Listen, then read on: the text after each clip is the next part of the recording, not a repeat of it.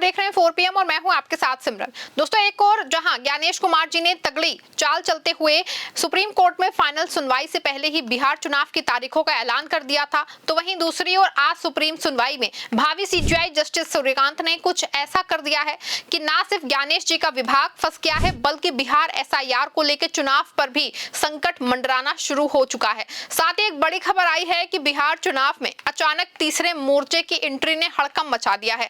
ऐसे में एक और जहां PM साहब की बैसाखियों को टूटने का खतरा 100% तक बढ़ गया है, तो दूसरी ओर बिहार के पूरे चुनावी आंकड़े उलट पुलट हो गए हैं। बिहार SIR में जस्टिस सूर्यकांत ने ऐसा क्या कह दिया है कि फैसला SIR को लेकर के दिया गया है, जिससे कि ज्ञानेश जी का विभाग फंस गया है। और तीसरा मोर्चा कौन सा है जिसने पूरे बिहार के चुनावी समीकरण को अचानक उलट पुलट कर दिया है, ये सब कुछ मैं आपको अपनी इस रिपोर्ट में बताने वाली हूँ। दोस्तों, बिहार में SIR फाइनल हुआ है और लगभग 69 लाख वोटर मतदाता सूची से बाहर कर दिए गए हैं। बता दें आपको कि जब ज्ञानेश कुमार जी के विभाग ने SIR शुरू किया था तो बिहार में 7.89 करोड़ मतदाता वोटर लिस्ट में थे, लेकिन जब वोटर लिस्ट फाइनल होकर सामने आई तो अब 7.42 करोड़ मतदाता हैं, जिसमें लगभग 47 लाख के आसपास मतदाता कट गए हैं।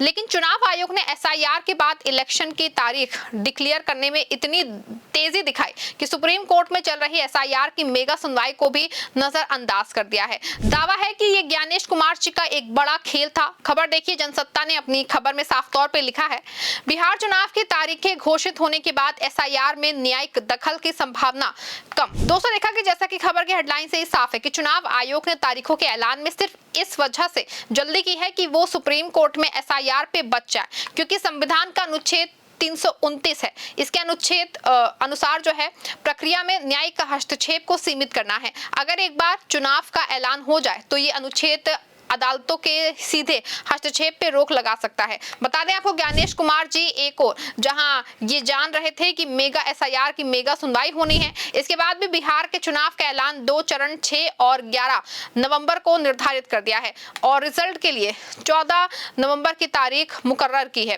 कहा जा रहा है कि सब कुछ सिर्फ इस वजह से किया जा रहा है ताकि SIR पे सुप्रीम कोर्ट आज कोई बहुत बड़ा फैसला ना ले सके। लेकिन अब जब SIR की फाइनल सुनवाई का मामला जो है सुप्रीम कोर्ट पहुंचा तो जस्टिस सूर्यकांत ने ज्ञानेश कुमार और उनके विभाग के धागे खोल दिए।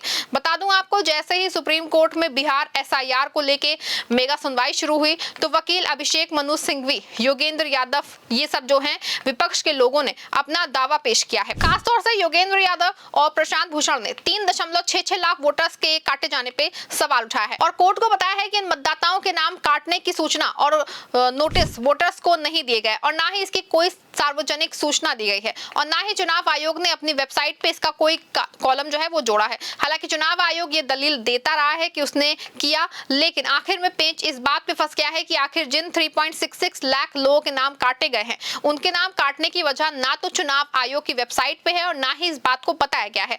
आखिर में जस्टिस सूर्यकांत ने चुनाव आयोग को सीधे इस बात का सबूत मांग लिया है कि 3.66 लाख वोटरों के जिनको काटे गए हैं उसकी वजह क्या है, उसको साफ कीजिए और 9 अक्टूबर को इस मामले की पूरी डिटेल लेके हाजिर हो जाइए।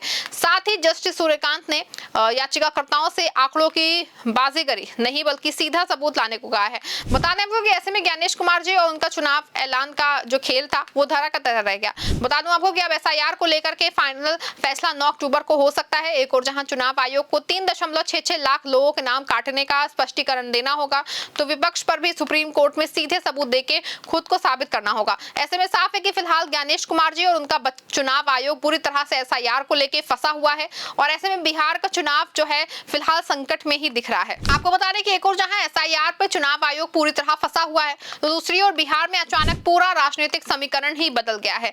पहले से NDA और इंडिया के बीच तीसरे मोर्चे की अचानक एंट्री ने पूरा गेम पलट दिया है। एक और जहां PM साहब की बैसाखियों पे बड़ा संकट मंडरा रहा है, दूसरी ओर PK यानी कि प्रशांत किशोर बिहार में बड़ा खेल करने की तैयारी में जुट गए हैं, जिससे मोदी नीतीश के माथे पे चिंता की लकीरें दिखाई दे सकती है। वैसे भी बिहार में सीट शेयरिंग को लेकर एनडीए की सिर फुटबॉल किसी से छिपी तो है नहीं। पहले तो कहा जा रहा था कि सितंबर में ही एनडीए अपनी सीट शेयरिंग को लेकर सब कुछ तय कर लेगा, लेकिन फिर मामला इतना खराब हो गया कि सीट शेयरिंग चुनाव के ऐलान तक फाइनल नहीं हो पाए। और अब खबर आ रही है कि एनडीए में सीट शेयरिंग फाइनल ना होने से अब बिहार में तीसरा मोर्चा वजूद में आने रहा है। खबर देखिए, खबर मौजूद है। हिंदुस्तान ने अपनी खबर में साफ साफ लिखा है, प्रशांत किशोर के साथ बैठक करेंगे चिराग पासवान, बिहार में नए समीकरण की चर्चा तेज। जैसा कि खबर की हेडलाइन से ही साफ है कि बिहार में बहुत बड़ा खेल होने जा रहा है और नए समीकरण की चर्चा बहुत तेज हो गई है। बता दूं आपको कि पहले तो बीजेपी और एनडीए चुनाव दावा कर रहा था कि सीट शेयरिंग तय हो चुकी है। बीजेपी और जदयू बराबर सीटों पे चुनाव लड़ेंगे और चिराग पासवान और जीतन राम मांझी की पार्टी से फाइनल बातचीत चल रही है। लेकिन कल जो खबरें आई थी कि नीतीश कुमार अचानक नाराज हो गए हैं और धर्मेंद्र प्रधान से मुलाकात नहीं कर रहे हैं, उसने एनडीए के अंदर खाने की सच्चाई को बाहर ला दिया है। बता दूं आपको कि चिराग 40 सीटों की मांग पे अड़े हुए हैं। उनका दावा है कि लोकसभा चुनाव में उनको 5 सीटें मिली थी और इन 5 सीटों पे उन्होंने जीत दर्ज की थी। ऐसे में उनकी विधानसभा में सीटों को बढ़ाया जाना चाहिए। साथ ही जीतन राम मांझी भी अपनी सीटों को 25 तक ले जाने का दावा कर रहे हैं। हालांकि बीजेपी बिहार भाग के दिल्ली गई है और वहीं से सीटों के गुणा गणित को समझाने में लगी है। लेकिन इस बीच अचानक प्रशांत किशोर और चिराग को एक मंच पे आने की खबर ने जो है हड़कंप मचा दिया है।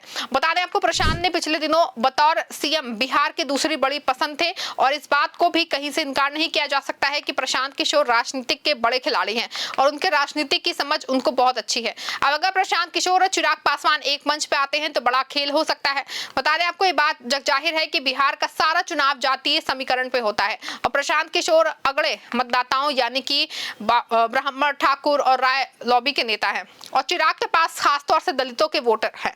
ऐसे में इस बात से इनकार नहीं किया जा सकता है कि ये नया गठजोड़ बीजेपी और मोदी के लिए चुनौती बन सकता है। आपको बता दें कि इतना ही नहीं, नए गठजोड़ में प्रशांत किशोर ओवैसी को भी शामिल कर सकते हैं। अगर ओवैसी भी खुल के इस नए मोर्चे में आते हैं तो बिहार में हड़कंप मचना तय है और सबसे बड़ा नुकसान सीधे तौर पर बीजेपी को होना है, क्योंकि स्वर्ण वर्ग बिहार में खासतौर पर बीजेपी को मतदान करना है और पीके उनके वोटों पे खुद तो सीधे सेंधमारी करेंगे, साथ ही चिराग और ओवैसी को अपने साथ जोड़ के नया और बहुत बड़ा खेल कर सकते हैं। ऐसे में बिहार में ना सिर्फ एनडीए टूट सकता है बल्कि मोदी की कुर्सी को भी फंसा सकता है। ऐसे में दोस्तों एक बात साफ है कि बिहार में जहां चुनाव आयोग एसआईआर को लेकर फंस गया है, वहीं बिहार चुनाव में नया मोर्चे की आहट ने बिहार के राजनीतिक हलकों में सियासी सरगर्मियों को और बढ़ा दिया है। पूरे मामले पे आपका क्या मानना है? क्या बिहार एसआईआर को लेकर के चुनाव आयोग सुप्रीम कोर्ट में फंस गया है?